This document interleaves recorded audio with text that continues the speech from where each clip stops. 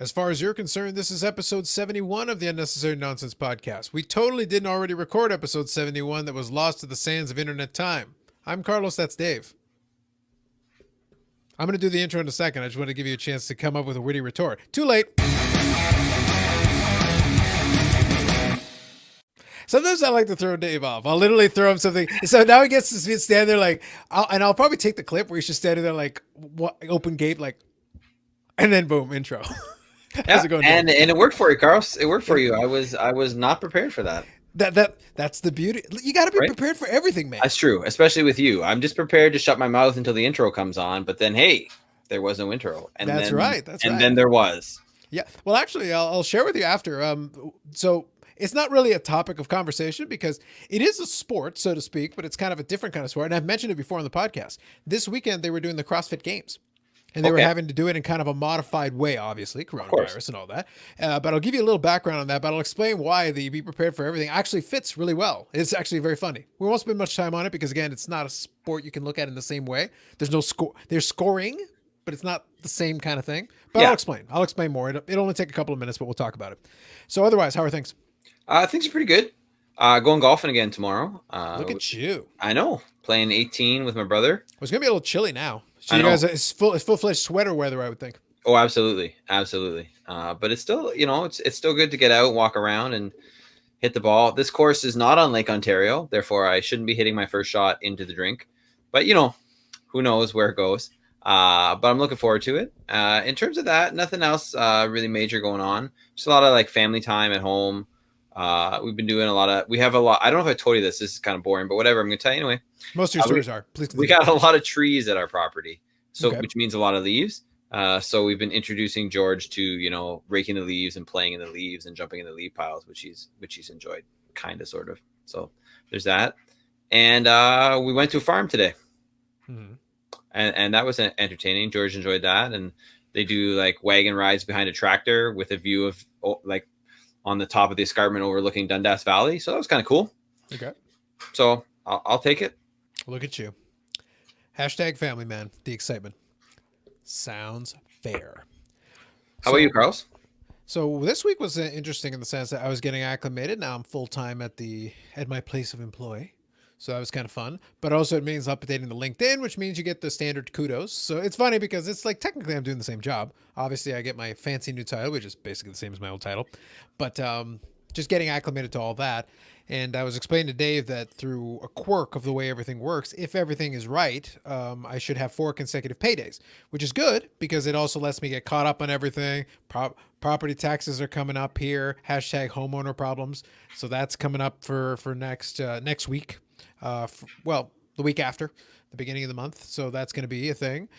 But the good news is then I can pay all that, take care of it. Boom, everything's set. And then I'm all good to go going forward. But in the spirit of that, one of the first things that I got thrown into, now I have a Friday meeting where they do a Friday virtual hangout for the group. And it's like, oh, great. Exactly the stuff that Carlos loves. Dave knows how I love participating in things. I love it, man. You know what? That was the first thing that I learned about you when I met you back all those years ago at the University of Guelph was like, man, if there's anything about this guy, it's he loves participation. Yeah, 100%. Yeah. I totally don't show up to thing, and if I'm bored, I just randomly ditch everybody and leave, which I did on multiple occasions. Yes, it is. It's kind of a Carlos move. It's what I do. It's really what I do. It's really the one thing about you that you're like one of the things. I don't know if we brought this up on the podcast before. Yeah, may as well. Go ahead. One of your calling cards is that you are consistently inconsistent. Yes. Except with that, you're pretty consistent in that. Oh yeah. In your hatred of participation, that's pretty consistent. The thing is, if you have to force participation on people, basically, and you're not forcing it. Let's be clear, you're not forcing it, but you kind of are. It's like, oh, you're gonna set yourself apart and ignore wherever the thing that everybody else is going to. Well, everybody else is going to it because they're forced to. It's like, no, they're not forced to. Of course they're not. So I kind of said, it's like, oh, can you, and I remember sitting in for the first, because the first one I knew I had to be there for it. This past week I was there technically. I was just kind of listening and I had my thing off. And if somebody asked me a direct question, I would have answered it. But for the most part, it's like, you guys just chat amongst yourselves, do your thing. It's like, all right, this is the time when I'm actually going to do my work now. Yeah. Basically, it's you're pulling your Marshawn Lynch, right? You're only there so you don't get fined. Pretty much, yeah. Yep. I very much that's very much a time for it. But next week, Dave, it'll be very exciting. Next week we're doing the Halloween themed one. Woo? Yeah, exactly. Because one of them was proposing, it's like, oh, you can act out your favorite scene from a horror movie. And I'm like, nah, bro. Whoa, whoa, whoa, whoa, whoa, whoa, whoa, whoa, whoa. I feel you should be into this. You No, just man. reach through the screen and kill somebody. Dude, this has violence potential written all over it. It does, Dave. But violence, I like spontaneous violence, Dave.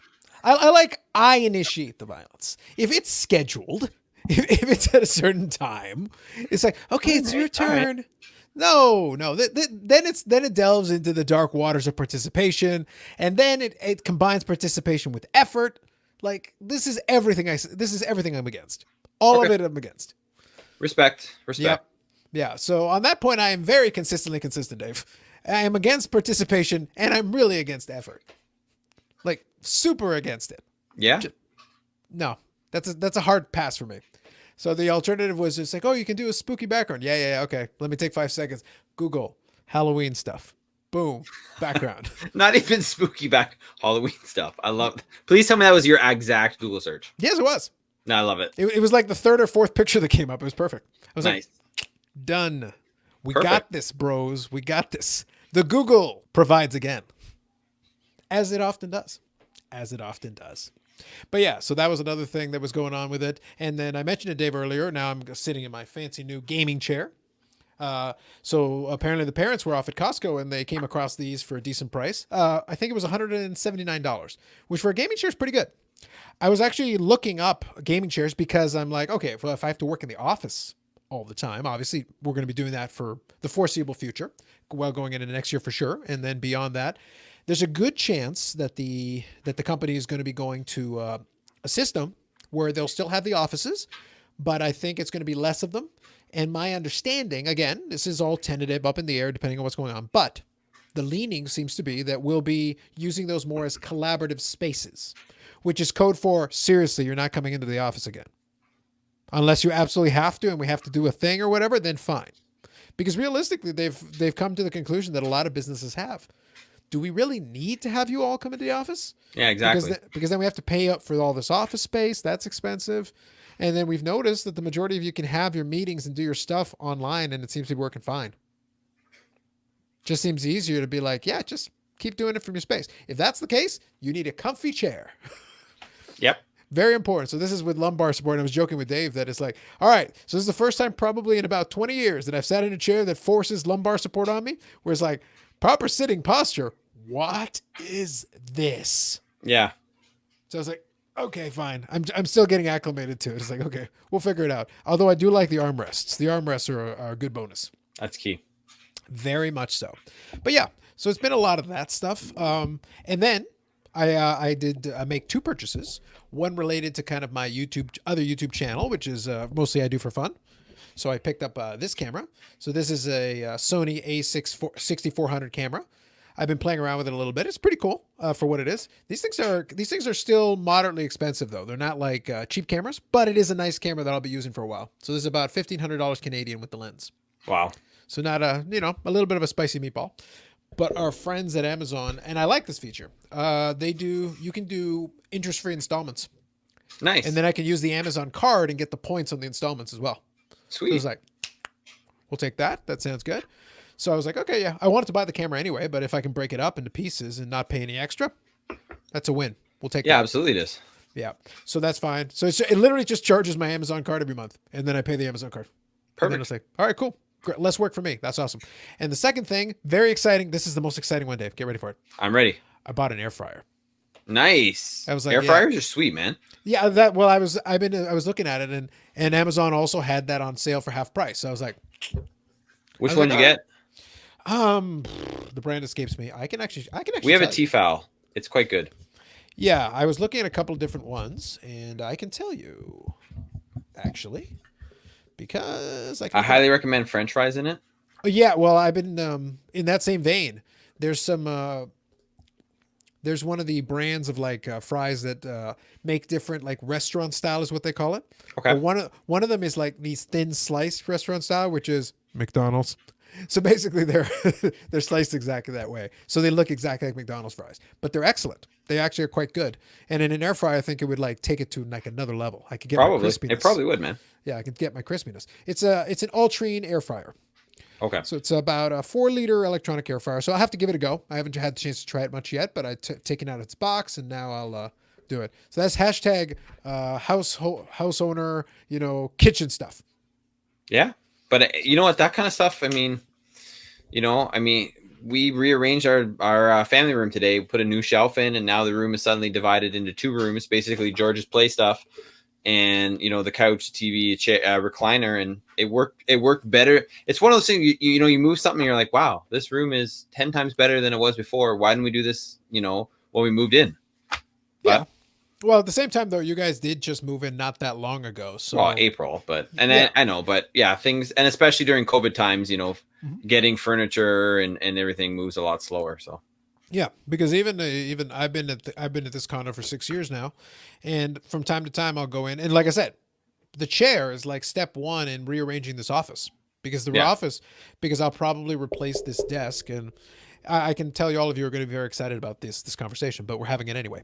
But the thing is that the desk has served me well, but now if I'm going to be working out of this office for the foreseeable future, which it looks like we will be, then this thing has to be set up perfectly to let me do this, to let me do my regular work stuff. It's like, I want to be able to come in here, do all my stuff, and everything's cool.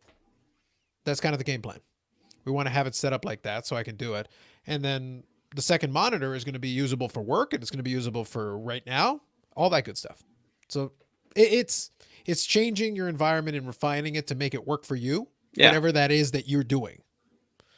So in this case, it says so your son can finally learn the independence required, so that when you send him to a farm to make his own ends meet, in like 6 months, then finally he'll start carrying his weight around there. Something like that, yeah. Yeah, we've already had this discussion. I've sent Dave the 5-step plan. We're on step 2 right now. We're getting there. Sounds good. So I think today mostly the conversation is going to be stemming around a little bit the World Series. Dave's team is in it, so we'll see if they find a way to fail yet again. They better not. That's all I'm saying. They better not. But at the same time, also, we'll talk about a little bit about everybody's favorite traditional malcontent who's suddenly back in the league, Antonio Brown. Yeah. So this story just kind of blew up out of nowhere, as far as I was concerned with the Antonio Brown stuff. Mm-hmm. So obviously I told you this multiple times. I get notifications from the sports, not Sportsnet app, but the Score app.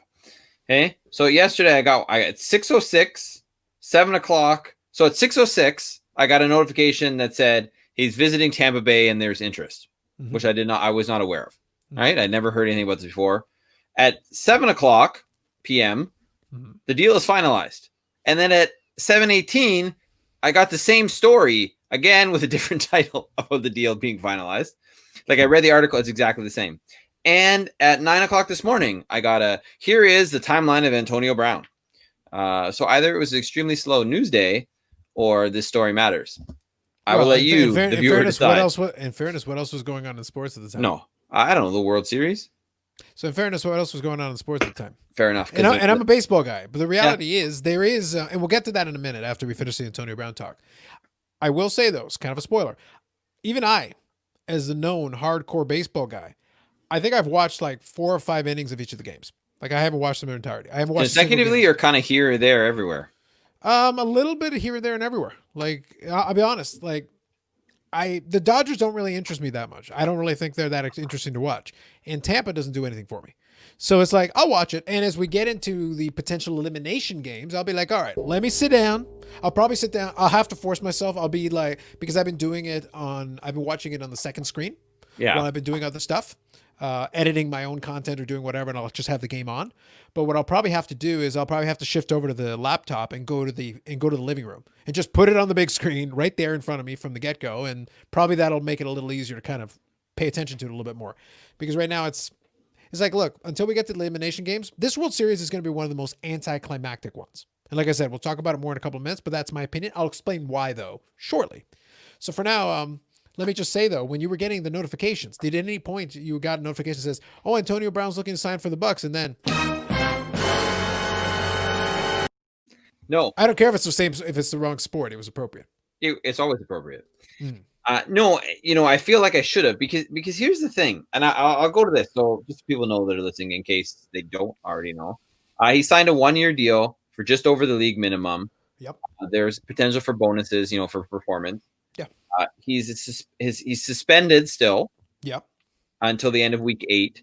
So this brings him for the Sunday game against the Saints in week 9, which is the Sunday nighter now. I'm pretty sure it's been flexed. Probably. Also interesting, in March, I guess they asked Bruce Arians about this, and he said he's not a fit in our locker room. Yeah, he did say that. Yeah, I remember. Which leads me to believe that, which is also in the article, Adam Schefter, because he's the one who breaks everything in the NFL, broke this, and basically that Brady made the push to get him. Yeah, of course. Which is not a surprise. He wasn't getting on there if Brady didn't push for it. Which I feel makes Brady even more of a horrible person than he already is. Yeah. So in the span of 22 months, he's gone from Pittsburgh to Oakland to out of a job to New England for a game, where he caught 4 passes for 56 yards and a 20-yard TD from Brady. So 20 of those 56 yards were on one pass. And to unemployed to Tampa Bay. Yes. Arians has also called him a diva, which he absolutely is. I mean, I don't know if he's textbook diva wide receiver, but he is absolutely a diva wide receiver. But he still is in legal trouble. Mm-hmm. And the thing that gets me, and I was talking to my brother-in-law about this today, because he loves to egg me on about things, because he's like, "Yo, this is the greatest move that they've ever made," and I was like, I don't know if you actually believe that, or you're just trying to piss me off. I'm not sure, because the way you say things, I never can tell. But yes, you basically already have 2 wide receiver ones, right? You have Chris Godwin, and you have the other guy, Mike Evans. And I was going to say, were you wanting me to fill it in, or did you just forget who it was? No, I did forget who it was, but okay. Now I remember. So right, they have those guys. I don't know how they feel about this, right?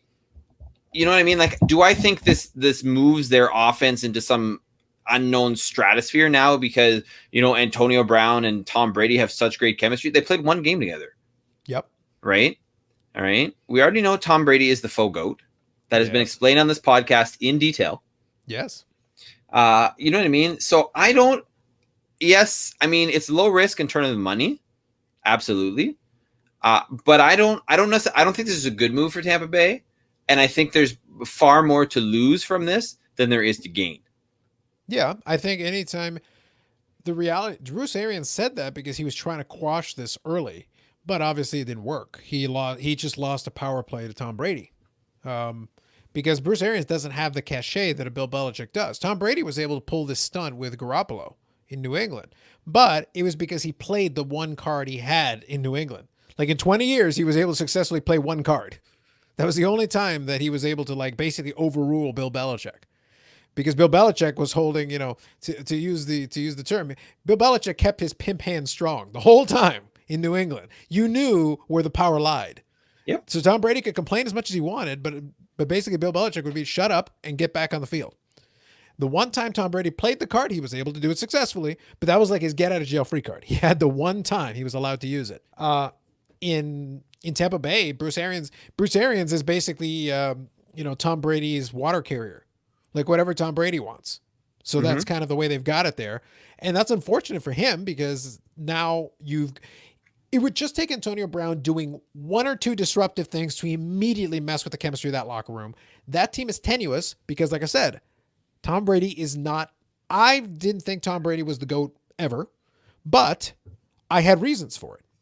I don't think he's gotten better at age 43, so he needs all the help he can get. So I understand it from his perspective, but at the same time, you had a prolific offense. Jameis Winston had 5,000 yards with the same guys you already had. You added Gronk. You added Leonard Fournette just for fun.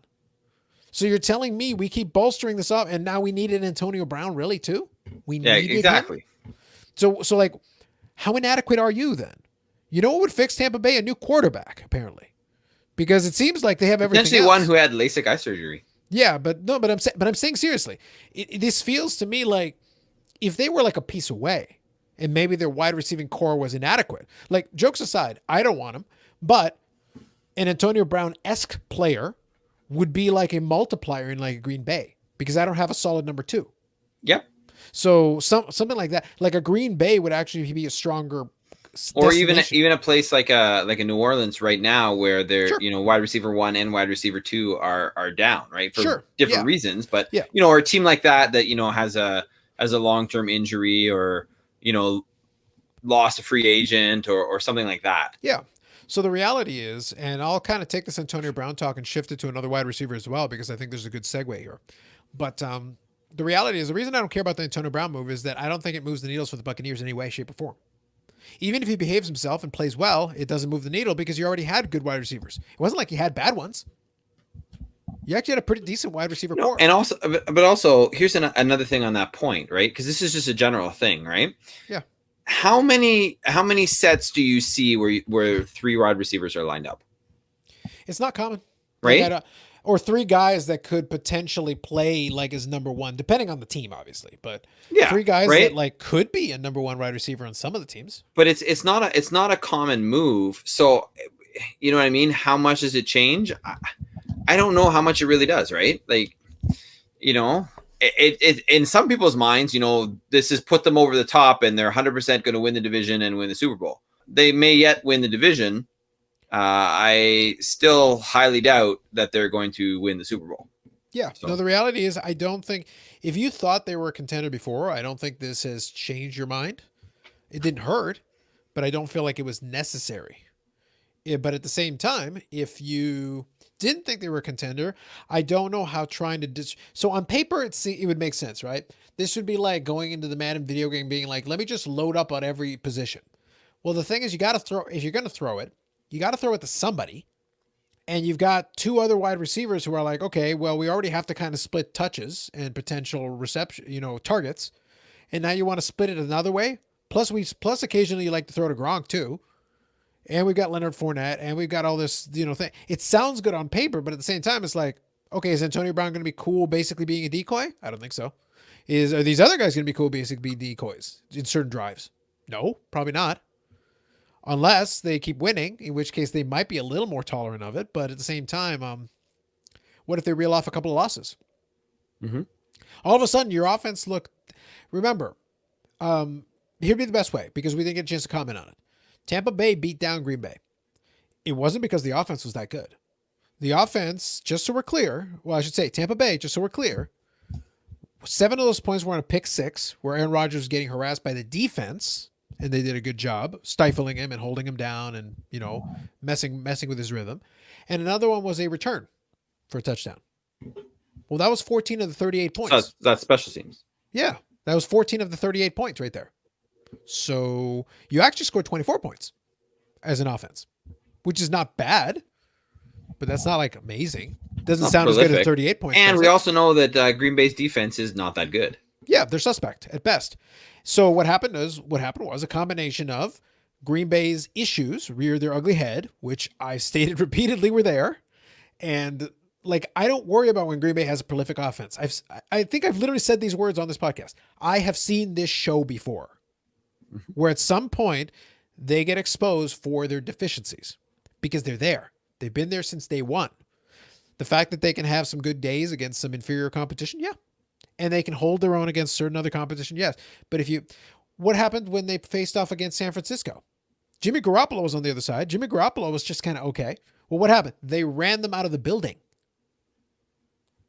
San Francisco pummeled them into the ground. What happened? Their defense is good. And they were able to run the ball. So Green Bay had no answer.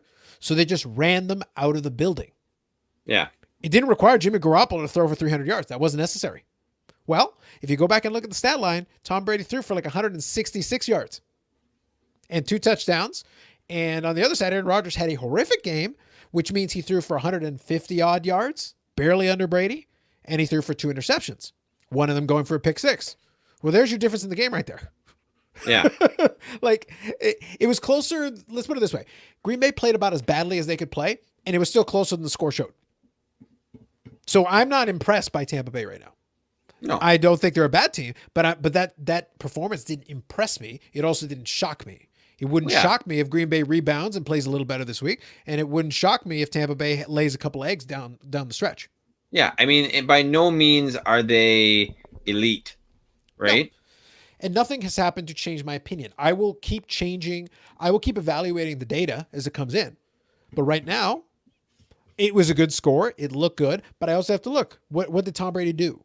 What was he required? Now, was he required to do a lot? No. But again, I'm back to their last Super Bowl in Green Bay, in New England, again, against the Rams. Did Tom Brady look good there? Not really.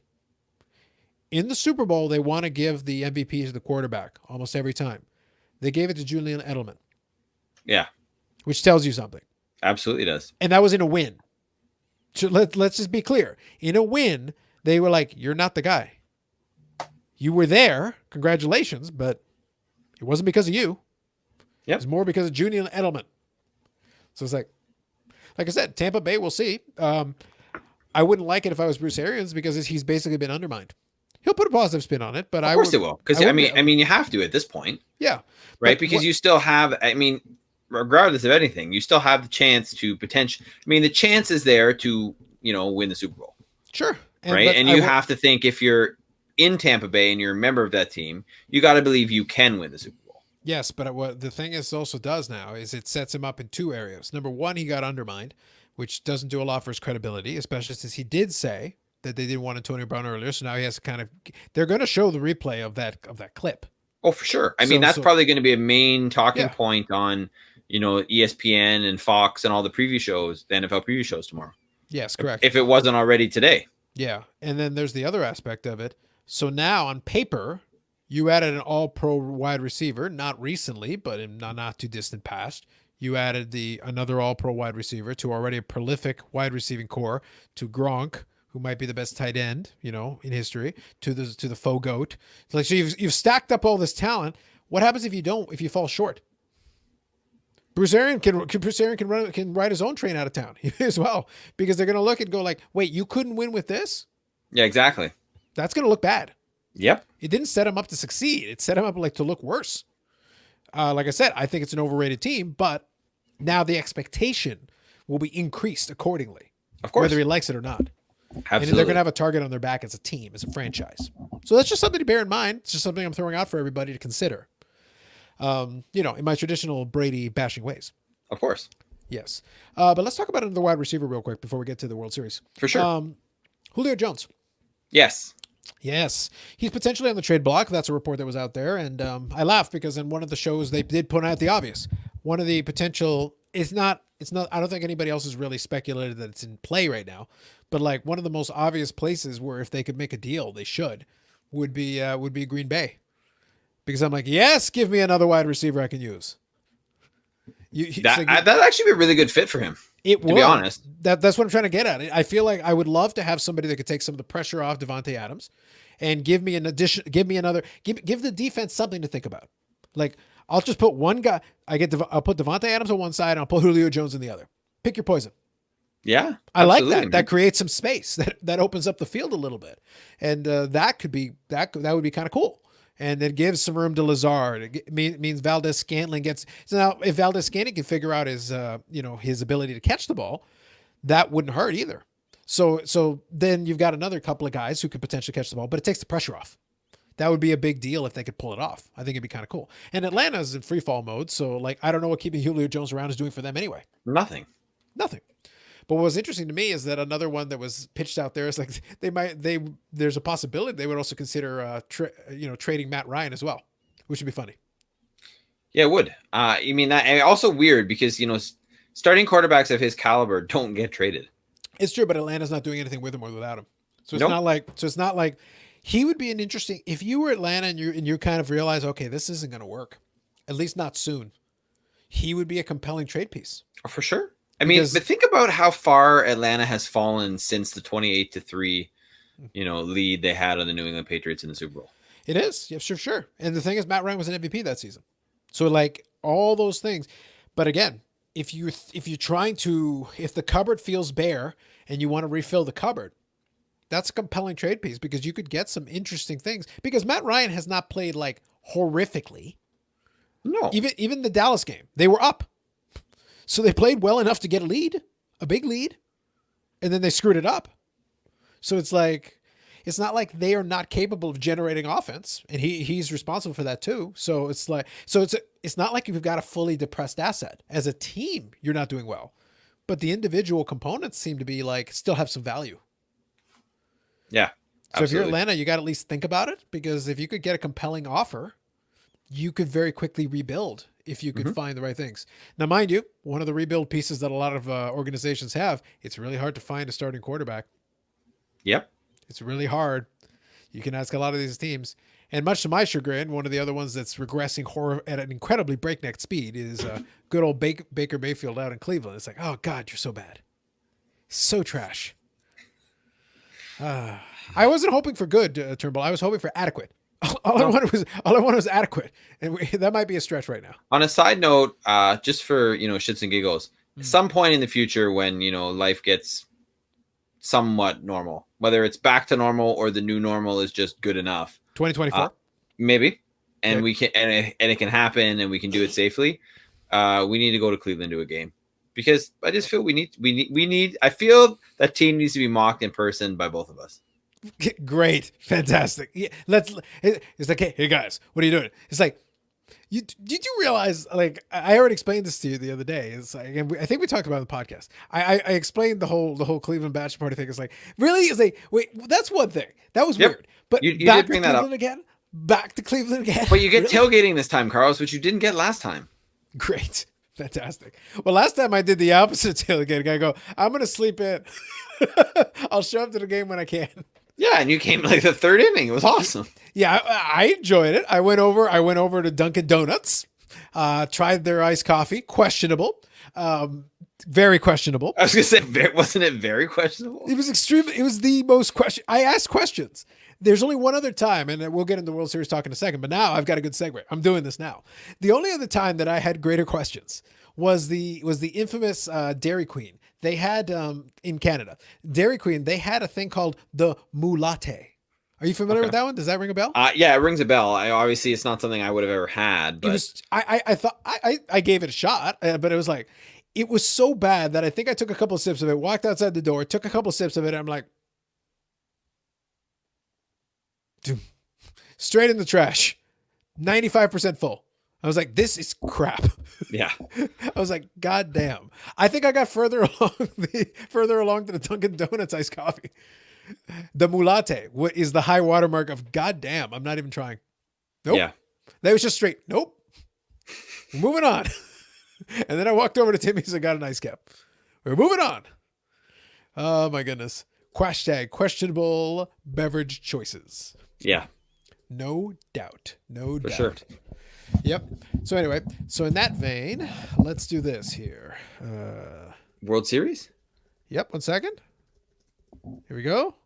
I'm about to do something cool. You ready for this? I'm ready. Now it's time for the segment that we'll call Sad World Series Talk. Because this World Series is a little bit sad. So Carlos, why is it sad? Well, it's sad, for a multitude of reasons. The way the season's turned out. Yep, we had to use it again. But also, like, the reality is, it feels anticlimactic. Really, and we said this in the preview. I did pick against the Dodgers because I thought it would be funny. But I made it clear I was picking against them because I thought it would be funny. Yep. But at the same time, once they got past the first round, I said, look, I was wrong about my prediction. My very seriously well thought out prediction about the Dodgers. But I said, okay, you don't get eliminated in the first round? Fine. You know what that means? You better run the table. Those were my exact words. You had better run the table, because anything else is an inexcusable lack. Like that would be a failure. You can't get past it.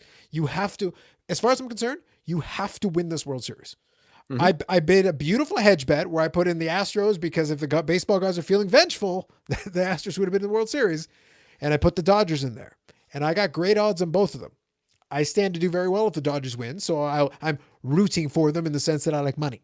Yep. But at the same time, it's like, I'm not excited. Like, the Rays don't do much for me, and the Dodgers don't do much for me either. All you have to do is get Mookie Betts. Apparently. But we'll see. I mean, there's still time to go here. I mean, I won't talk about the game that's currently going on. It looks good. I mean, in the 2 games that the Dodgers have won so far, they looked dominant in every facet of the game. Sure. Right? In the game that they lost, they looked like they could compete. Yeah. And right? It feels and that's like the pretty Rays good. have done. Yeah, it feels like the Rays though have done what they could. It's very possible that they have exhausted their capabilities. And if that's so, then the end is nigh. Yes. And that's kind of the key. But that's why I'm saying, like, supposedly the Dodgers are supposed to have the kind of depth that would allow them, because look at it this way, to put it another way, maybe this would be the way that I would explain it. All right. In game 1, they got a Kershaw victory in the World Series. Yep. Which is like one of the things that if you're a Dodger fan, you worry about. Walker Buehler also pitched the way that you would hope he would. And you know what? Is it wrong that the whole time I was thinking the following? I wonder if the value of the rookie card is going up. It's like, I wonder if that makes Carlos happy. I wonder why I didn't buy it off Carlos when I had the chance. Correct. Because like many other of your decisions, they're questionable, Dave. It's fair. It's fair. Like just decisions being made that, I like to think that, not quite as bad. I like to think that while you wouldn't have signed Antonio Brown if you were there in Tampa, you would have been like, he's a malcontent and this is a terrible idea. But is it? No, wait, it's a terrible idea. But you would have hesitated. You would have absolutely 100%. 100%. You would have been like, wait a minute. What was I doing? Wait, stop. Be gone, vile demon. And then there would have been an exorcism and you would have gotten it out of your system. But, it still would have been like a moment of, we're in peril here. We're in peril a little bit. Yep. But, yeah, I would think so. I think the Buehler, if they win the World Series and Buehler looked good in that one game, and if he has another good performance, which he only basically probably will if it goes to game 7. Yeah. So I think ideally, but it's still, if they win, if they get the gentleman's sweep, I feel like the gentleman's sweep is in play. Tonight's game will be key. If they can get there, then I would have a quick hook on Kershaw if it doesn't look good in game 5. Just, you don't want to let the game get away from you. You want to control it. And if everything looks solid, be ready to go. Basically have somebody ready in the bullpen at all times so that you can quickly make a switch if you need to. You only leave Kershaw out as long as you feel is necessary. If he's pitching well, let him have a little room. If he's trying to pitch out of trouble, you can give him a chance. But if he gets in real trouble, be ready to do the quick hook. Yep. And that's the key. Like, give him a chance, but then at the same time, be ready to pull him. And you have to let him know that that's in play. Like, you have no room here. You got to get yourself out of danger or not get in danger, and then you can pitch as long as you want. Yeah, for sure. And I think that's fair. I think you can be done. Yeah, but if they do the gentleman's sweep, I think it'll go up a little bit. What I will say about the card market is that pitchers generally don't appreciate that well. They do eventually. If you start putting up all-time stats, like Verlander the last couple of years have finally started to appreciate. It took the accumulation of all that good stuff he had done and starting to put up all-time numbers and a World Series win and. Right. And now you're starting to see it. Like if you had bought Verlander a couple of years back, you'd be pretty happy today. But it took a lot. I don't think there's the love for a lot of these pitchers the way there would be for some of the other ones, like a Nolan Ryan or even the Tom Seaver, guys like that. There's not a lot of those. And most of the pitchers that get a lot of appreciation are like dead. Yeah. You get a Walter Johnson card, that'd be expensive. A Cy Young, yes. Yes, but they've been there for a long time, and there's not a lot of those cards out there. Mm-hmm. Yeah. Kershaw, though, has appreciated already, I would say. Kershaw probably wouldn't move much because Kershaw, I think, has appreciated the last couple of years. This would only help. It'd be a feather in his cap to finally have that World Series championship to stack on top of having these dominant performances and years of really great pitching. Yeah. So he's in the kind of the Verlander camp where it can bolster his case that he's already been building. Mm-hmm. So there's that. But yeah, the Buehler would be still pretty good. Long before the series, I probably have got about 4 or 5 of them sitting in my holdings. Nice. You know, the other thing that's striking me about this World Series or just the playoffs in general is, Carlos? What's that? Is how quickly the narrative changes, right? And how quickly it's changed, day to day, and even by, sports writers that are following this and that's their job. And right. Because obviously there were, and I tweeted this or not tweeted it, but I posted on Facebook and I still agree with it. that was a comment by somebody to do with sports. I honestly don't remember who, and I apologize for that to this individual. Somebody to do with sports, that's key. But where he basically put out, if Andrew Friedman and Dave Roberts tried as hard to win as they did to be smart, they would have won a World Series already. That is a fact. I agree with that. Right. And I was like, yeah, I said, I don't care. And then it was still while the Atlanta series was going on. And I said in my post, I said, it doesn't matter what happens tonight or the rest of the World Series. I said, this remains true. Now, obviously they went on to win that series, and it kind of now the narrative for them came to sort of partly the Atlanta choking, right? And yes. Atlanta sports franchises being, Atlanta sports franchises. Yep. Right. Whereas, a couple of days before it was, here we go again with the Dodgers. Here's all the problems that the Dodgers have every postseason. Here's how they're rearing their ugly head in this postseason. And then boom, boom, boom, boom. And now the narrative's totally changed on the Dodgers to where they're, up in the World Series, two wins away from winning it. Mm-hmm. But also, of course, 3 wins away from losing it. But right. And after game one, in the World Series, when the Dodgers won, big, it was probably going to be over in 4, right? And then the Dodgers kind of did a Dodgery thing with the way they managed their bullpen and their starting pitching in game 2, because, they did a bullpen game, but it wasn't supposed to be a bullpen. Now, part of that was because of the way the Atlanta series ended and how much people had pitched.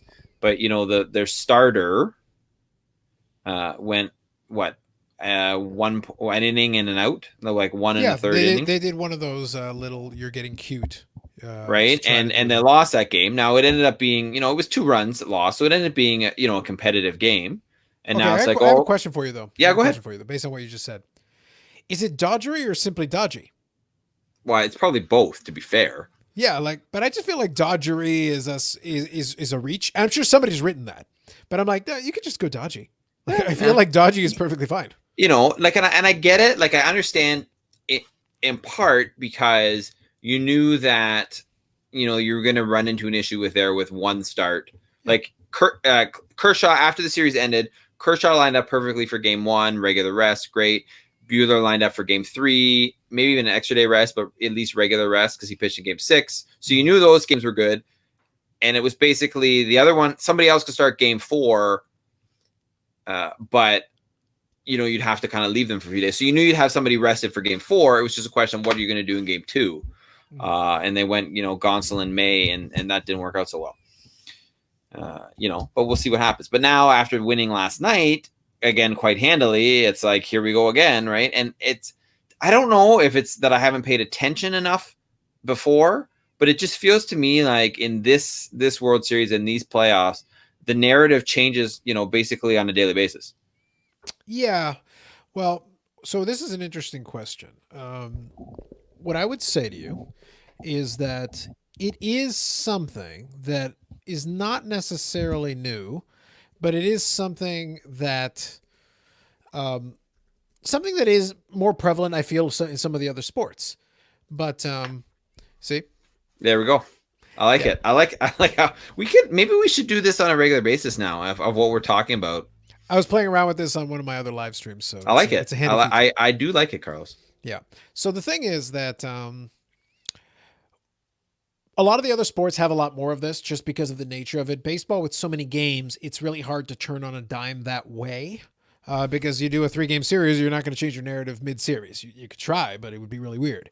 When you get to like the World Series now, you can do it a little bit better. You can do it. You were able to do it better before with the day offs in between, the traditional time. No, they do. This World Series does have the day offs. Yeah, but the championship series did not. Correct. So it was a little trickier to do that shifting on a dime. Right now you can a little bit, but for the other sports, like football is a perfect example of this. So like week 1. There'll be the overreaction. Then week 2 will be an overreaction to what happened in week 1 if something changed. If a team dominates in week 1 but looks like garbage in week 2, oh, they were overrated, never mind. Then they would dominate again in week 3. Oh, never mind, we were wrong about the week 2. Then they're like garbage in week 4. Then they're like, this team is inconsistent. Like we just keep moving the goalposts. Like yeah, and we saw this happen already in kind of the one I discussed earlier where the Packers looked like world beaters for the first couple of weeks. And I was like the one beating the drum as the Packer fan going like, I've seen this. Don't get too excited about it. Let me see what happens when someone starts to expose a couple of their weaknesses. Well, I And mean, that's what NFL happened. Week 1 is probably the most overreaction that you ever get of Yeah. anything. Yeah, for sure. But even weeks in, you'll still get it because teams will shift.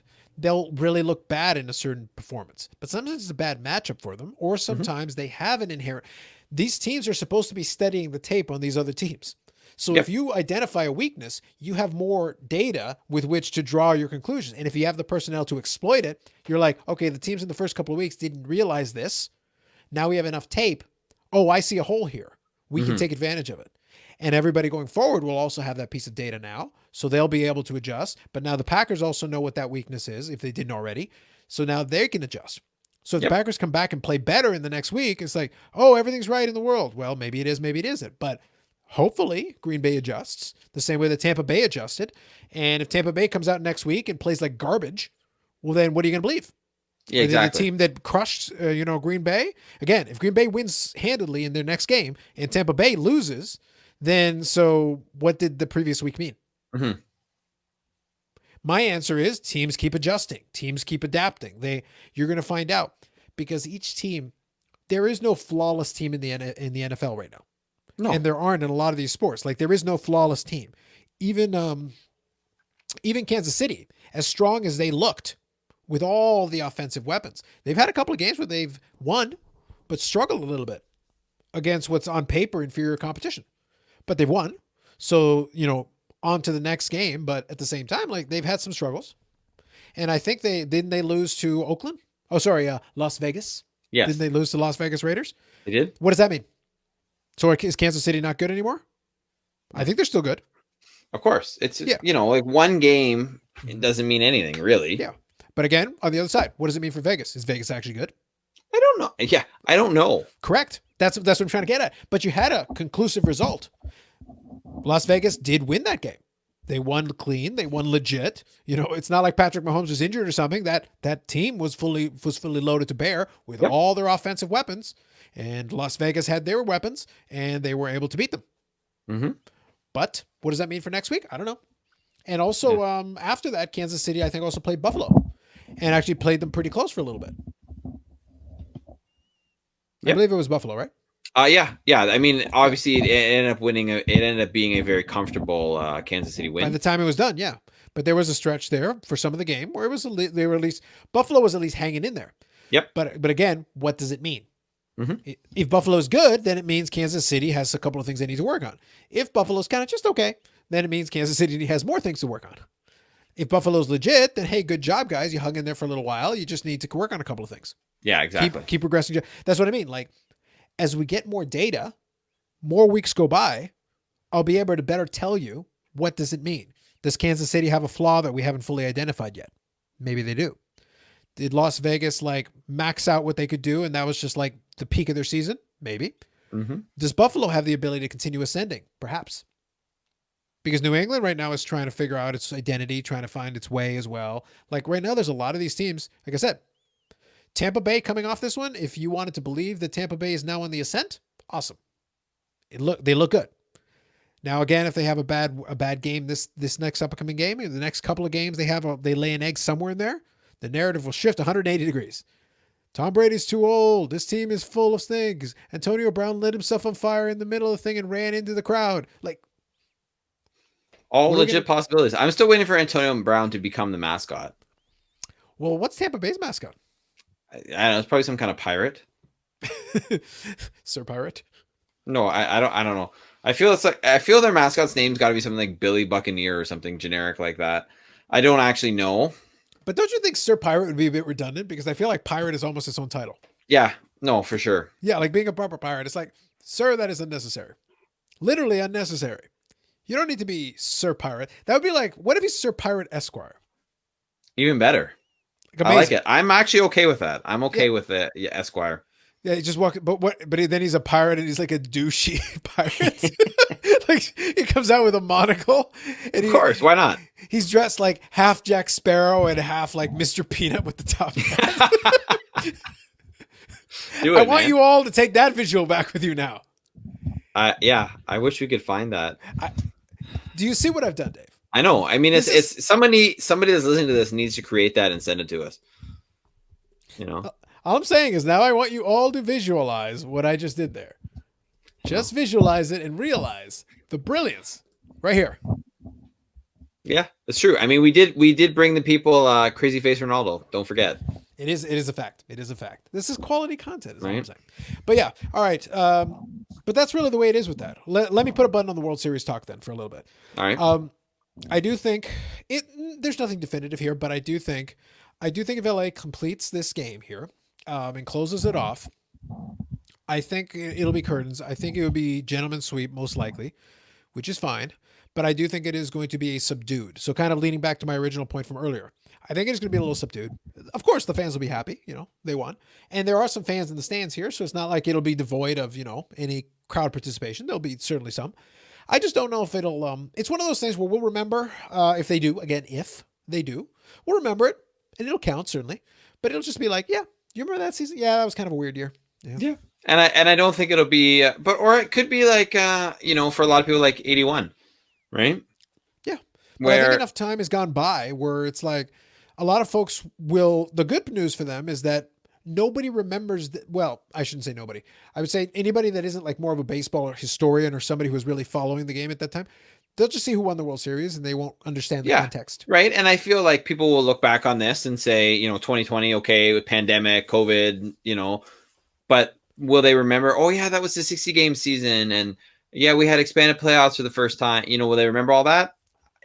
Again, the hardcore baseball fan will, absolutely. But your casual observer, most likely not. Exactly. So I think the good news for them is that history will probably remember them better than the current. But I think in the current, it will be a little bit muted. Yeah, I think you're probably right in that one. Yeah, because basically think about what happened with the Lakers. Hey, good job, Lakers. You won. Cool. And we I feel that may in time play a little bit more bigger role because it goes more into LeBron's legacy and the Correct. LeBron versus Jordan sort of arguments, but otherwise, yeah, right? No, yeah. But just think at the moment, and this is a good example. If the Lakers had won a championship and we were operating on normal parameters, don't you think it would have been kind of a big deal? Yeah, it would have been. It definitely would have been a bigger deal for sure. Correct. Yeah, and then you'd be setting up for like a gigantic parade and a whole bunch of stuff, and then I think it would have taken on to an even another level. It would have been as it is. I don't think the Lakers fans aren't sending it back. Of course not. They'll take it. As far as they're concerned, yes, this all counts. This was the most difficult championship in the history of basketball. Yeah. Right. God damn it. LeBron James had to carry this team uphill both ways. That is how it shall be remembered henceforth. Yeah, exactly, right? It is the day. This will be the year that we have that. It'll be the year that we have whatever this World Series ends up being going forward. And it'll be the year we all learned about the true GOAT. The one true GOAT, not in one single sport, Dave. The one true GOAT in all of sports. Bo Jackson? Sir Pirate Esq. Yeah. Bo Jackson's pretty good, but he's no Sir Pirate Esq. This is true. Few people are, Carlos. Few people are. Jack Sparrow mixed with the peanut. Yeah, just I feel. Think about it. Yeah, I love it, man. I love it. It's pretty good. Pretty good. I'm not gonna lie. All right, I think that's good. Is there anything else that catches your mind, or anything else that you can think? No, of? I mean, I really wish there was, but my sole focus has really been on the World Series right now. Obviously, because I am a Dodger fan. A little bit with periphery with the NFL because it's going on and whatnot. Obviously, when the World Series is over, and then my sports focus will become the NFL, until the next league starts up. But otherwise, no, I'm obviously, which is interesting because I'm big into soccer too. And I follow that. And I've watched, a game here, a game there. I watched less than I did before I had a kid, but I still watch a fair bit of soccer. But for some reason, I don't know if it's the lack of fans at the games because the fans make such a part of the atmosphere, singing and things in the games, if that has anything to do with it or not, I don't know, but I'm not feeling it like I normally do. That doesn't mean I won't, look for areas to come up with some good pretentious cross-country running report stuff to bring the people, because the world needs more rolling Neymar, Carlos. It is true. It is true. But otherwise, yeah. Have you considered just adding background noise, having a surround sound system and just putting in your own? Well, they have at least on DAZN, right? You can watch the game with stadium sound or without stadium sound, Okay. right? And the stadium sound's all faked, like it's pumped Yeah. in, right? But to me, it's just not the same, especially when you can see all the emptiness of the stands too. Does the emptiness affects you? Does it? It does. I It does. see. Also, speaking of emptiness, I know we're kind of off this topic, but Hmm. I am not impressed with Globe Life Field. Oh, Right, that's like you know the me, the where they're playing the World Series right now. yeah. You know me, I'm a huge lover of baseball parks. I've been to every Major League Baseball city, and seen a game there. So I've seen a lot of parks. Mhm. But this is, hopefully one day I'll get there and I'll see it for myself. Mhm. But on TV, it's like dark and dingy, and Yeah. it's brand new. Yeah. Well, the Rangers are kind of a dark and dingy franchise. It No, has that's it true hasn't too. been it hasn't been a good history. No, I get what you're saying. I don't know. It kind of goes back to it's given them a bit of a trial run though. I would say, although to be fair, I don't know if too many of the current baseball stadiums are really set up in such a way. The last couple that have come out, I don't know if they're really set up in such a way to make them like exciting. I think they're just kind of there.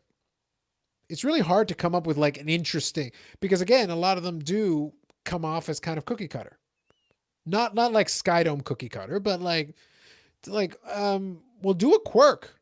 Randomly stick a flagpole in the middle of the center field and have the outfielder run into it a couple times. That'd be kind of funny. Yeah, That shit was in play in the old days, Dave. I know, man. You run I into know. that flagpole like a man. And I liked it better when Houston still had the hill in center field. Well, I always thought that was funny because I saw people would complain about it. I was like, well, then don't run to the hill. Take the bounce off the hill. Yep. It's like, you think the ivy in Wrigley Field makes it easier for the players to play if the ball is right in the middle of the ivy? It's like, no, they have to okay, calculate how far is the fence. Like if you're an outfielder, you have to factor this in. How Yep. far is the fence? How far am I? If I run, am I going to run full speed into the ivy? Because that doesn't really protect me. So there's still a wall behind it. I have to be aware of that. So it's like adjust. Also, if the ball is right there where the ivy is one of the leaves going to mess with me or throw me off or whatever? That's been in play the whole time. Yep. Or if the ball exactly. bounces off the fence, does it catch like a branch of the ivy and then slow it down or change its direction? We don't see a lot of that, but it could very well be the case. It For could sure. happen. Every ballpark has its own little quirks, its own little things that you have to kind of be aware of. Well, your job as a player is to be like, well, then go out there and take extra fielding practice where you're calculating these things. Mm-hmm. That's your job as a professional to adapt to your conditions. And that's normal though. Like that's how it's done and everything. Oh, I'm reminded. I remember now. We're gonna bring it full circle here, Dave. All right. I love bringing it full circle, Carlos. All right. I got one more thing we're gonna talk about before we call it a day. All right. Get ready for it? Here we go. Hashtag quality content. All right. CrossFit Games. Right. So see, I did forget. CrossFit Games. Okay, so here's the deal. CrossFit Games is an interesting television sport, or in this case, internet. They do it on YouTube. It's fun to watch because it's fun to watch other people get tortured. The way this worked this year is they did it in two phases. They did the initial phase where obviously COVID, we have to be aware of this. So they allowed all of them to do it inside of their own gyms. So they set up the events. They outlined, this is the equipment you need. This is the way. And they sent judges to every single one of the facilities to make sure everything is up to spec, to make it as level a playing field as possible. Of course. So they brought in official judges to be like, no, I will check your equipment. I'll make sure everything's right. We'll set it up exactly the same way as everybody else so that you guys are all competing on a level playing field as much as possible. Mm-hmm. So that's how they decided to do it. So they said, okay, so what's going to happen is you got the judge there making sure everything's cool. You're allowed to have a couple of, fans, so to speak, from your gym and can hang out there. You can have your coach there. You can have some stuff. Like they laid out all the parameters for everybody. Yep. And they said, okay, so, and then we'll tape it and film it. And if there's any questions, we can go back and review the tape. So they made all these events. And it was only about 8 or 9 events, which is low for them normally. But what happened is you rack up all the points. If you win, you get the most points. If you're last place, you get 0 points, so on and so forth. And it's staggered, blah, blah, blah. So at the end of that first section round, then the top 5 would get to go on to stage 2, which is happening this weekend. And stage 2 is where the last 5 would compete to who is going to be the CrossFit Game champion for the men and for the women. Okay. And the top 5 all get invited to what's called the Ranch. The Ranch is the original venue where the early CrossFit Games were done. It's this compound. Mm-hmm. I don't remember where it is, but it's this compound out where they do events out in the wilderness and things. So they've got all these things. They've got drones and stuff now, so they can show all the footage and whatever. So they do actually a YouTube show with it where they'll do the live events, and you can watch the replay later and all that good stuff. And they'll do highlights on the channel, all that. But what happened is one of the events they did, because the whole thing with CrossFit Games is that you've got all these ridiculous events. They're all silly in terms of what they do, but they're intended to be these quote unquote tests of fitness, which means we got to find out. There's going to be events that test your power, your ability, your cardiovascular endurance, your ability to combine some, because sometimes an event is a combination of, all right, you're going to lift these weights this way, then I'm going to have you run, then I'm going to have you do this, then I'm going to have you do pull-ups, then I'm going to have you do this, and we're going to do this for 10 rounds.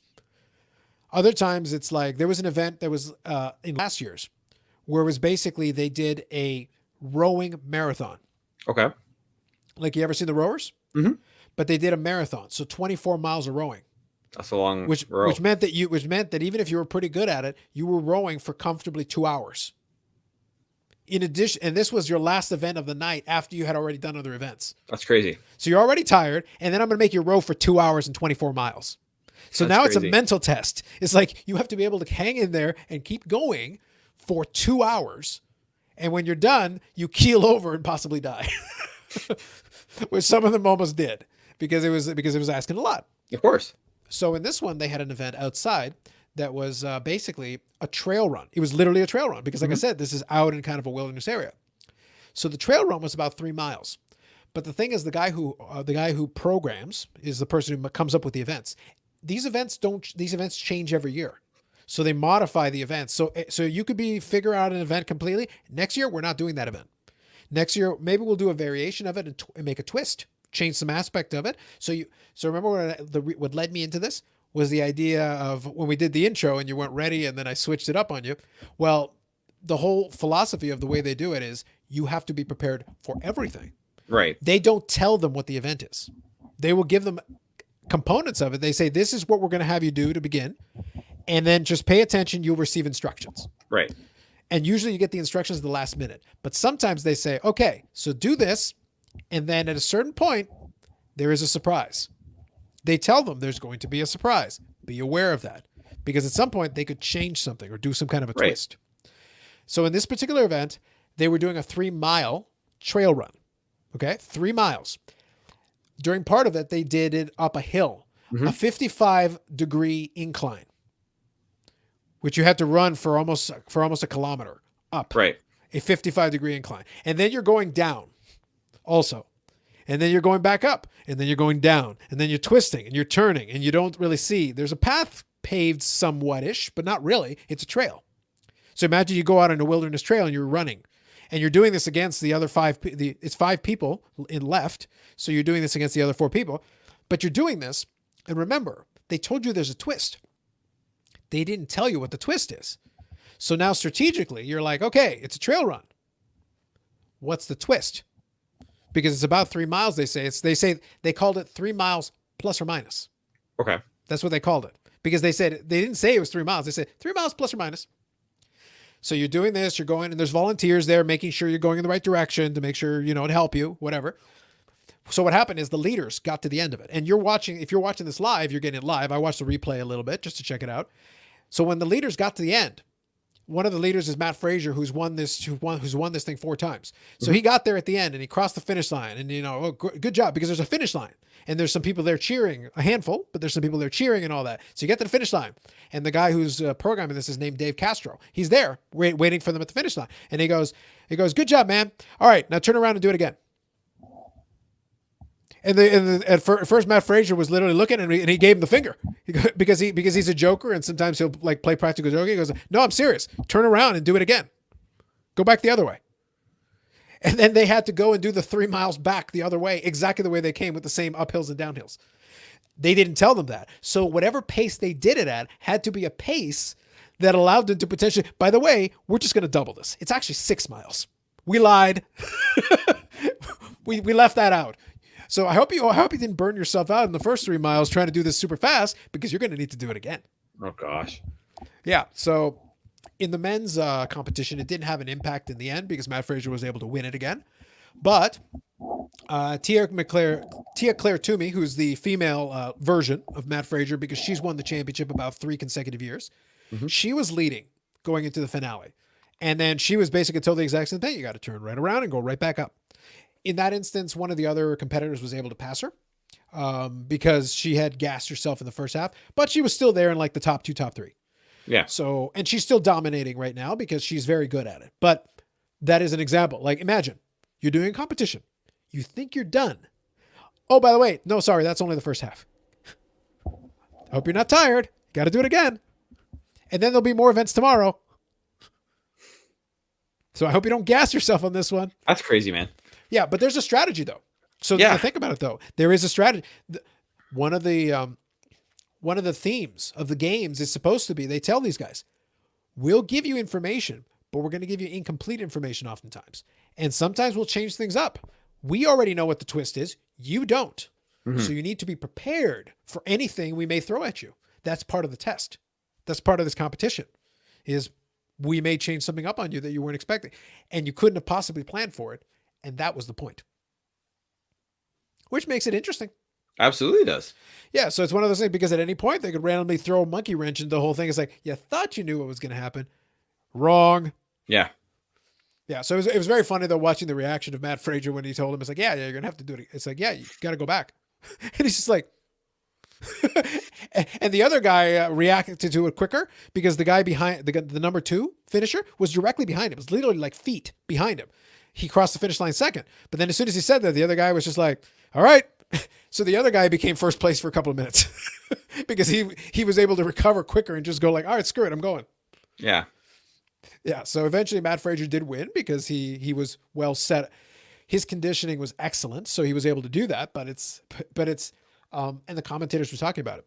The mental aspect of, we just screwed with you.